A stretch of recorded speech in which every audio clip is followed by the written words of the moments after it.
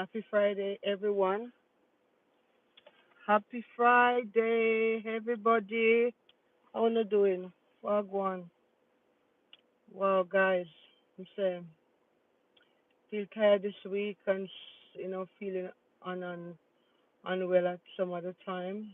So I have not been coming on as my usual nightly session. So I'm just here this evening to talk about a video I've seen on a channel. Yes, so the topic is do not get a cosign on your mortgage if the person is not a giant, if they're not joining you on the mortgage to pay for the property. I've seen this video where an American woman was not qualified to apply for a mortgage based that she was self-employed and the bank probably would not lend her the money to mortgage a property as her job is, you know, most likely risky, unlike someone who's in a permanent job.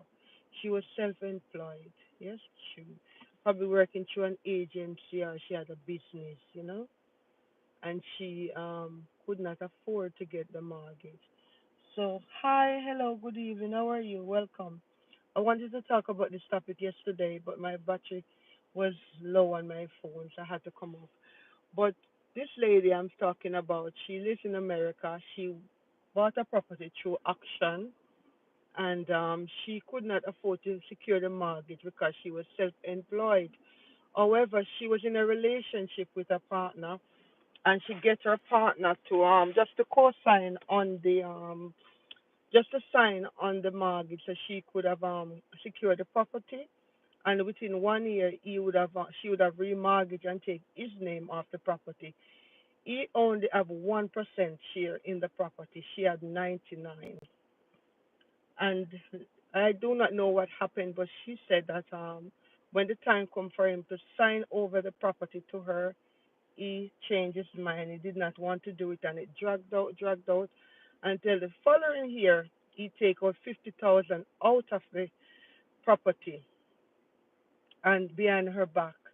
And then he started to act funny. Eventually, he take her to court and demand half of the value of the property from her.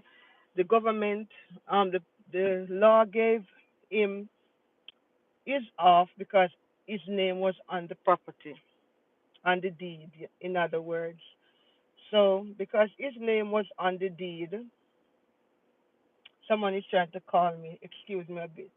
Sorry about that. Someone was trying to call me.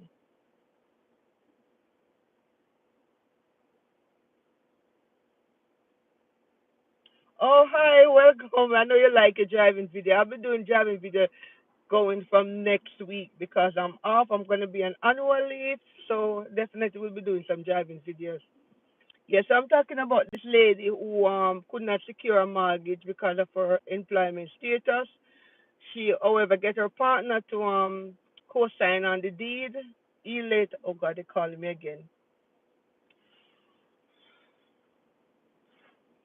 He later on con her out of some of the money out of the property by taking £50,000, $50,000, I mean, out of the property behind her back, but she could not say anything because his name was on the deed. However, he take her to court for half of the value of the property. She could not secure a mortgage a second time because of her employment status.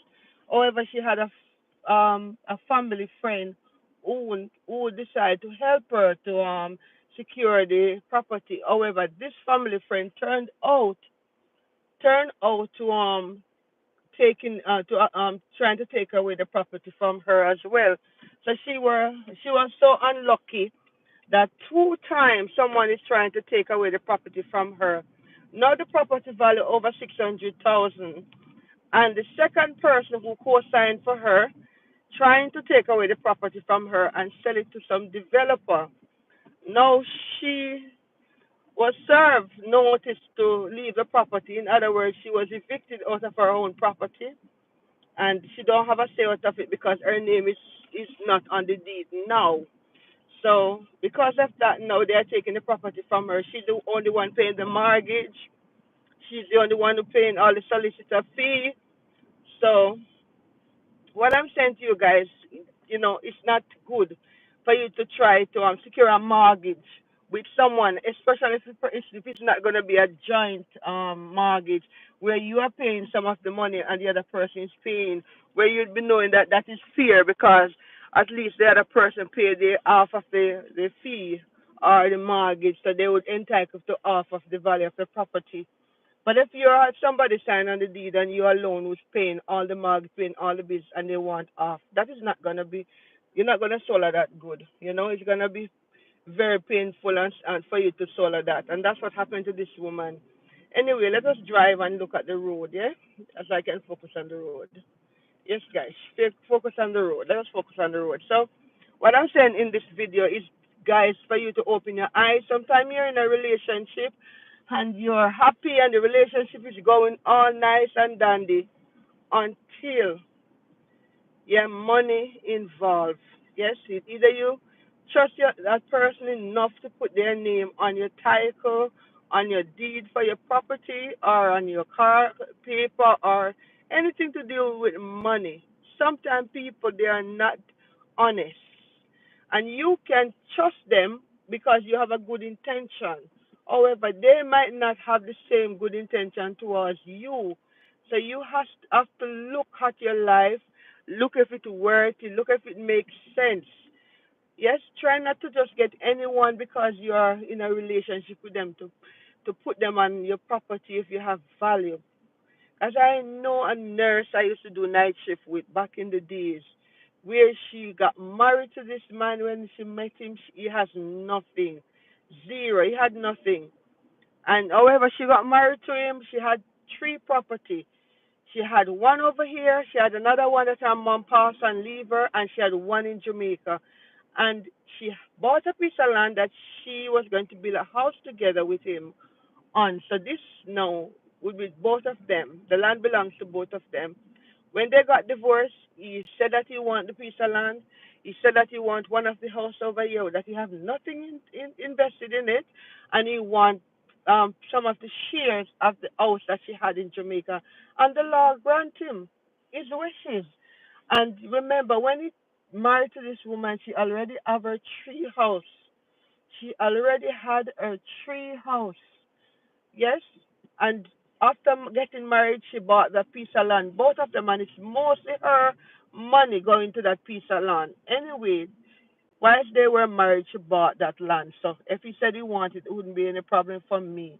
Yes, because he invested something in it. But the three houses, he had nothing in it, and he get one over here, and he want half of the one in Jamaica and plus a piece of land. So sometimes when you get married to these people, take up the prenup.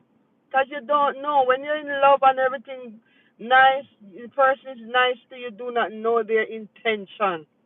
Yes, you might have love for them. You might say, okay, this is my husband or this is my wife, and you are in love and everything is nice. But you do not know what is around the corner.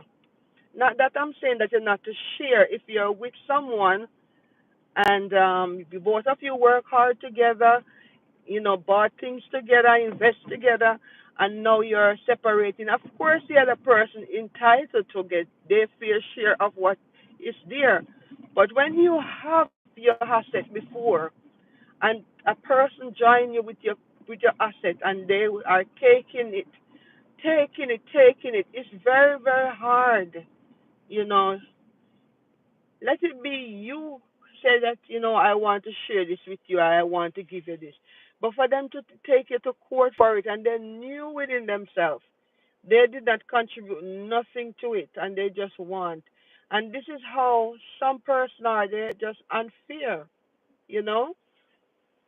Because with this situation with this lady, who her partner, he weren't paying any of the mortgage according to what the lady said. Because I'm just have to say according to what the lady said.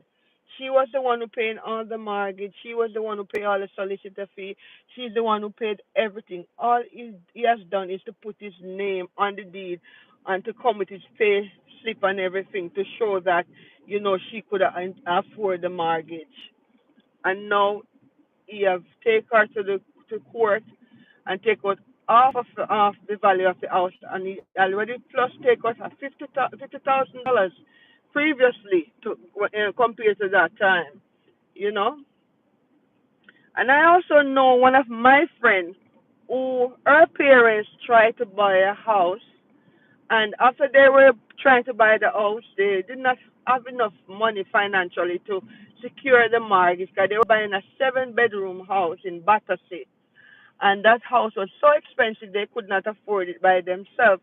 So they have grown children, and so one of the daughter that was still living at home, working and everything, they get her name on the mortgage for them to secure the mortgage. She were not contributing nothing.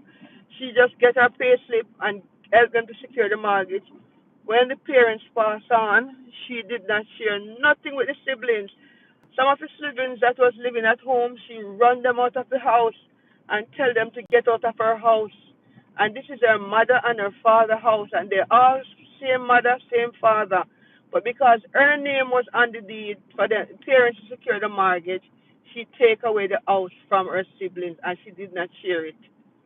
So when you're buying property and you have children and you're even buying it with children, you just have to be careful because when your eyes close, you do not know what their intention are.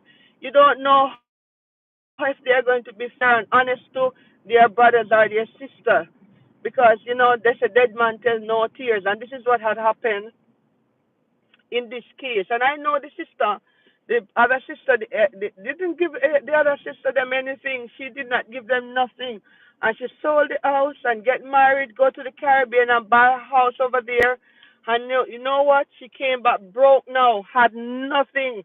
So that's how God allowed them to run, and then, He allowed them to do what they want to do with themselves. I can't say the word on YouTube here because they will flag me because I put up a video this morning and they flagged me, so I had to take it down. But, you understand what I'm saying? When you're dishonest, you always have your payday coming. If you're dishonest,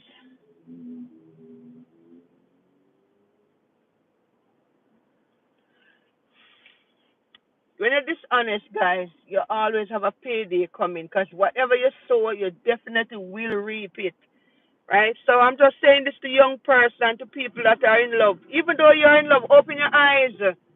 Even though you're in love, open your eyes because I'm telling you, people they change. You don't know them. You thought that you live with somebody for 20 years and you know them. You don't know them. Because sometimes the things that they will do, you have to ask yourself, did I really live with this person? Did I really know this person for 10 or 20 years? You understand? So you have to be careful. Think about what you're doing. And if you can't afford to mortgage a house by yourself, and you know that you're the one who's going to be the main person paying the mortgage, do not allow no one to co-sign with you because you will lose. I'm telling you, you will lose if you allow a person to co-sign on the mortgage with you and you are the one who paying it in the long run. Yes? You cannot take that chance. If you have to get two jobs, do it. If you find that you're working self-employed and it's not working out, take some time out and look for a permanent job or two permanent jobs until you can afford that mortgage. Do not allow or get anyone to co-sign with people. They are not honest. Yes, they will come at you because the money they want. It's not you, it's the money.